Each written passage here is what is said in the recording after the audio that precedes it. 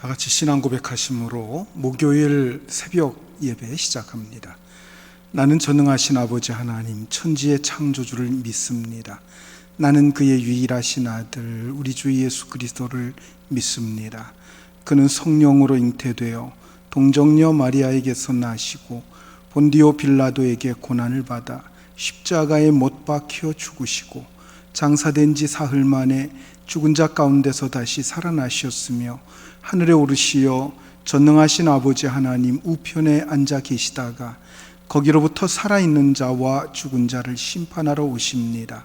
나는 성령을 믿으며 거룩한 공교회와 성도의 교제와 죄를 용서받는 것과 몸의 부활과 영생을 믿습니다. 아멘. 오늘 아침 우리에게 주신 하나님 말씀은 고린도 후서 2장 12절 13절입니다. 고린도 후서 2장 12절과 13절, 우리 다 같이 한 목소리로 말씀을 봉독합니다.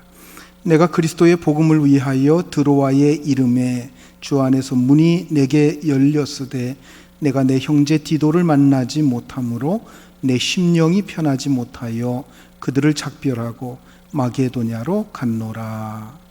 아멘. 할렐루야. 지난밤에도 편히 쉬셨습니까? 오늘 새날도 하나님의 은총 속에 오늘 하루 복된 하루가 되시기를 주님의 이름으로 축복합니다. 자, 본문에서 바울은 드로아에 갔을 때 자신의 상태가 어땠는가 하는 것에 대해서 말하고 있습니다. 자, 그곳에 갔을 때 육신적으로는 큰 어려움이 없었지만 심리적으로 아마 최악의 상태에 놓여 있었던 것 같습니다. 그래서 그가 너무 심리적으로 불안하고 염려하고 이런 것들이 강하게 엄습해 들어옴으로 인해서 아무것도 할 수 없었다, 이렇게 고백을 하고 있습니다. 자, 본문 12절 13절을 다시 한번 말씀을 봅니다. 내가 그리스도의 복음을 위하여 드로아의 이름에 주 안에서 문이 내게 열렸으되 내가 내 형제 디도를 만나지 못하므로 내 심령이 편하지 못하여 그들을 작별하고 마게도냐로 갔노라. 자, 바울이 드로아에 간 곳은 왜 갔을까요? 복음을 전하기 위해서 그곳에 간 것입니다. 그리고 복음의 문이 열렸다라고 12절에서 말씀을 하고 있어요. 그곳에서 바울은 복음을 전할 수 있는 기회를 가졌습니다. 아마도 유대인 불신자들 가운데 복음에 대한 관심을 가지고 말씀 듣기를 원하는 자들이 있었던 것 같습니다. 그래서 그들은 유대인 회당과 같은 곳에서 바울이 복음을 전할 수 있도록, 말씀을 전해 줄 수 있도록 부탁을 했는데도 불구하고 그 기회를, 그렇게 좋은 복음을 전할 수 있는 좋은 기회도 그가 포기하고 마케도냐로 떠났다고 하는 겁니다. 그렇게 한 이유가 뭐라고 했습니까? 디도를 만나지 못했기 때문이라고 밝힙니다. 즉 고린도 교회로 보낸 디도가 속히 좋은 소식 가지고 올 것을 기다리고 있는데 기다려도 오지 않으니까 그 마음이 불안해지기 시작합니다. 그래서 마음이 너무 불안해서 그들의 요청을 거절하고 어떻게 해서라도 하루라도 빨리 디도를 만나기 위해 마게도냐로 건너갔다고 하는 것입니다. 사실 이런 일은 바울에게 있어서 굉장히 드문 경우라고 할 수 있습니다. 바울은 그야말로 복음을 전하는 일에 그 열정을 다 쏟았던 그런 사람입니다. 자, 그런데 복음을 전할 기회가 활짝 열려 있는데도 불구하고 그의 마음이 너무나 편치 않기 때문에 그것을 거절하고 그것을 떠났다라고 말하고 있습니다. 자, 우리가 생각하기에 바울은 어떤 역경이 와도 믿음 하나 붙들고 묵묵히 자신의 일을 해낼 수 있는 믿음의 용사, 우리가 그렇게 생각해 왔던 인물이지요. 자, 그런데 오늘 본문에 볼 때에 참 실망스러운 모습으로 비춰지는 그런 모습, 그에게도 이러한 연약성이 있었다라고 하는 것을 볼 수가 있습니다. 디도를 만나지 못했다고 하는 그 이유, 그것 하나만 가지고서도 그의 마음이 불안해지고 침체에 빠지게 되고, 그것 때문에 주어진 기회도 살리지 못하고 아무 일도 하지 못한 채 그곳을 떠나고 만 것입니다. 그것은 바로 자신과 고린도 교회와의 관계 때문이었습니다. 자, 이것이 바울에게는 개인적으로 볼 때 얼마나 중요한 문제였는지 모르겠습니다. 사실 바울이 걱정하든 하지 않든 간에 고린도 교회의 문제는 어차피 그 모든 일들은 주님께서 해결하실 수밖에 없습니다. 자, 그럼에도 불구하고 바울은 고린도 교회의 소식을 듣지 못하자 불안감에 빠져서 아무것도 하지 못했다라고 하는 겁니다. 자, 이것은 오늘 우리에게 굉장히 중요한 교훈을 가르쳐 줍니다. 아무리 신앙적으로 성숙하고 크게 쓰임 받는 지도자라고 할지라도 어떤 경우에 아주 작은 문제를 극복하지 못해서 가장 비참하고 무기력한 그런 시간을 보낼 수도 있다는 거예요. 자, 우리는 그 이유를 이렇게 생각해 볼 수 있겠습니다. 먼저 믿음 있는 신앙인일수록 남의 문제가 더 심각하게 느껴지기 때문이라는 것입니다. 사실 신앙이 전혀 없는 사람은 다른 사람의 문제에 대해서 거의 관심이 없습니다. 남이야 어떻게 되든 간에 자기만 별일 없으면 괜찮다라고 생각을 합니다. 그래서 다른 사람에게 충격적인 말들을 쏟아놓고서도 자신은 전혀 신경 쓰지 않고 편안하게 지내는 것을 볼 수 있습니다. 그러나 믿음이 있는 사람은 다른 사람의 그 상황 속에 들어가서 그 아픔을 똑같이 느끼게 됩니다. 다른 사람의 아픈 이야기를 들으면서 마치 그 일이 자기가 당한 일인 것처럼 그 아픔을 똑같이 느끼는 겁니다. 자, 바울이 느끼고 있는 이런 불안감이나 이런 아픔은 바로 그런 종류의 것인데, 바울이 드로아에서 크게 불안해 한 것에 대해서 두 가지 정도의 이유를 생각해 볼 수가 있겠습니다. 첫째는 고린도에 가지 않았지만 이미 고린도 교인들이 느끼는 고통을 바울이 드로아에서 깊이 느끼고 있었다고 하는 것입니다. 지금 고린도 교인들이 어떤 상황에 있는지 그는 그곳에 가 있지 않는다고 할지라도 머릿속으로 훤하게 그려지고 있었던 겁니다. 사실 우리의 힘은 교회에서 나온다고 해도 과언이 아닙니다. 교회가 은혜와 사랑 가운데 하나가 되어서 정말 은혜가 넘치고 사랑이 넘치게 된다라고 하면은 얼마나 그것만 가지고도 얼마나 힘이 나고 얼마나 마음이 행복한지 모릅니다. 아무리 회사 일이 힘들고 고통스럽게 느껴지는 사람이라고 할지라도 정말 그것 하나만 가지고 교회에서 얻는 그 은혜와 그 사랑, 그 능력만 가지고도 모든 것을 충분히 이겨낼 수가 있다고 하는 겁니다. 그런데 교회가 늘 분쟁에 휩싸여 있어서 교회에서 예배를 드려도 은혜로운 말씀을 듣지 못하고 그저 비판하는 소리, 책망하는 소리, 이러한 소리만 듣게 된다고 하면 힘을 낼 수가 없는 거지요.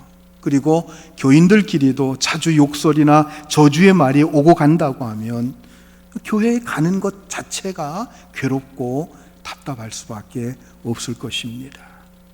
그러므로 교회는 언제나 은혜와 사랑이 넘쳐야 됩니다. 늘 가고 싶고 오래 머물고 싶은 곳이 교회이어야 합니다. 그리고 늘 보고 싶고 만나면 행복한 것, 이것이 바로 교인들이어야 합니다. 우리 교회가 이런 교회가 되고 이런 성도들이 될 수 있기를 주님의 이름으로 축복합니다.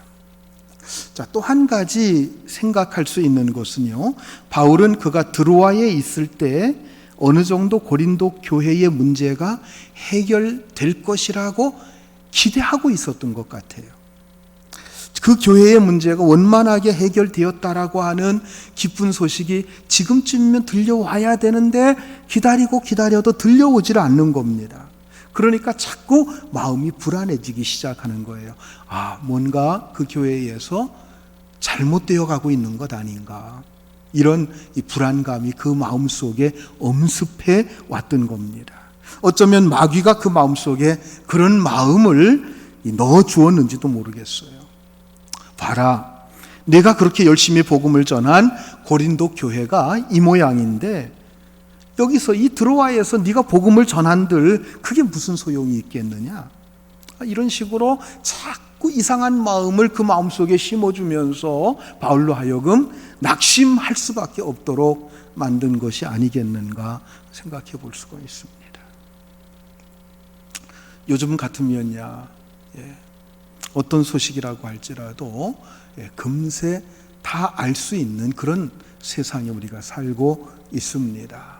지구촌 구석구석에서 일어나는 일도 다 수시간이면은 우리가 다 알 수 있지 않겠습니까? 그런데 당시에는 인편으로 소식이 오지 않으면 알 수가 없었습니다. 어쨌든 디도가 속히 좋은 소식을 가져오기를 기다리고 있는데 자꾸 늦어지니까 자꾸 별의별 생각이 다 들게 되는 겁니다. 그리고 그 속에 마귀가 불안함과 낙심하는 마음을 자꾸 심어주는 거예요.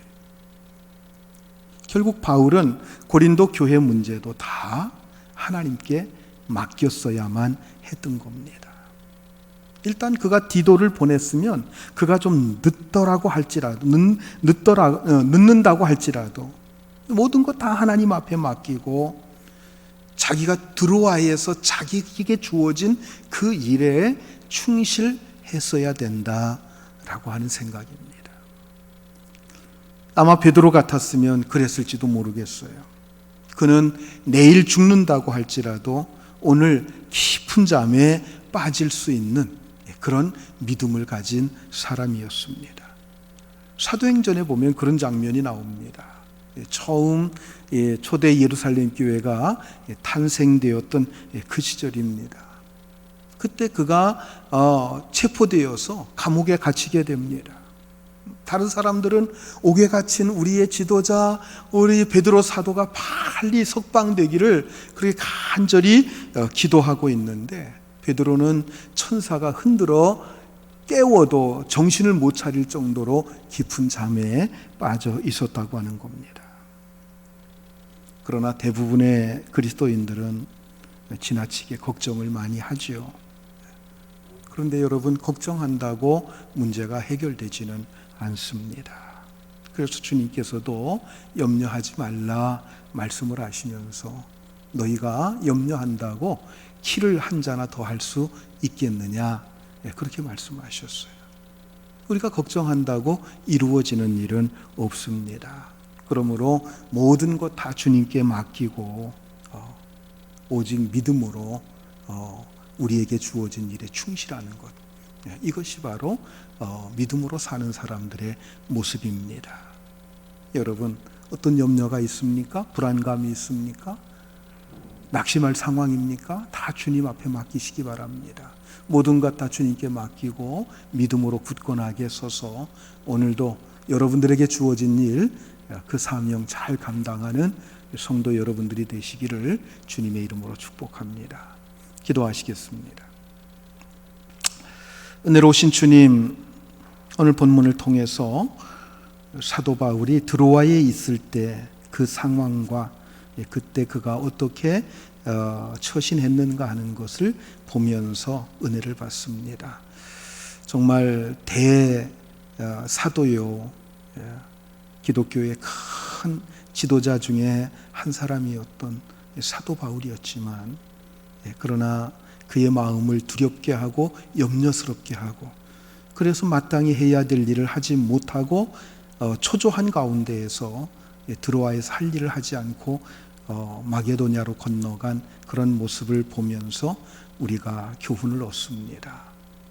하나님, 무엇보다도 중요한 것은 교회가 평안해야 우리의 마음이 힘을 얻을 수 있고, 교회가 은혜로워야 그 힘과 용기를 가지고 우리에게 주어진 일을 더욱더 힘있게 할 수 있다는 사실을 저희들로 하여금 깨닫게 하여 주시옵소서.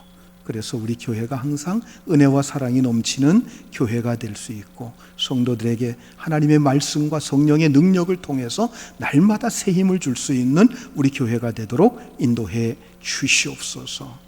또한 너무 근심, 걱정, 염려에 빠져서 자기 일을 제대로 하지 못하는 것은 믿음의 사람으로서 할 일이 아닌 것을 저희들로 하여금 깨닫게 하여 주시옵소서. 그리고 대사도와 같은, 바울과 같은 대사도라 할지라도 어떤 문제에 매이게 될 때 그렇게 연약해질 수 있는 것이 우리 인간인 것을 우리가 깨닫고, 그럴 때마다 우리의 눈을 들어서 우리 주님을 바라볼 수 있는 저희들의 믿음이 되게 하여 주시옵소서. 아무것도 염려하지 말고 기도와 간구로 너희 구할 것을 감사함으로 하나님 앞에 아뢰는 믿음의 용사들이 다 되게 하여 주시옵소서. 우리 주님 예수 그리스도의 이름으로 기도하옵나이다. 아멘. 오늘 기도 제목을 드립니다. 오늘 선교의 날입니다. 해외 선교사들과 해외 선교 기관을 위해서 먼저 여러분 기도하시고요. 그 다음에 국내 작은 교회 그리고 국내 선교 기관들을 위해서 여러분 기도해 주시기 바랍니다. 장기 환우와 입원 환자를 위해서도 여러분 기도해 주시기를 바랍니다. 다 같이 기도하겠습니다.